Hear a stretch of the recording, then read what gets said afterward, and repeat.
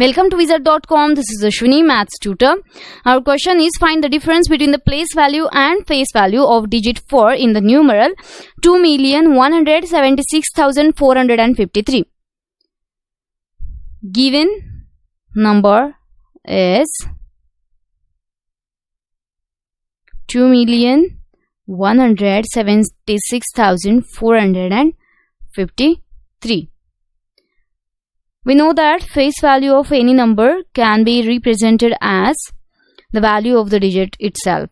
So here, face value of 4 is 4 and place value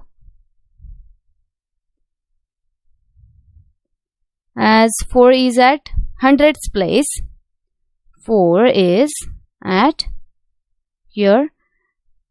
We can observe here 4 is at hundreds place.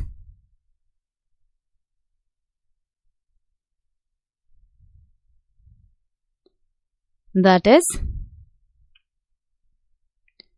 4 into 100 means 400.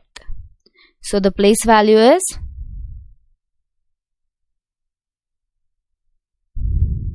400. Now, the difference between place value and face value is 400 minus 4, that is 396.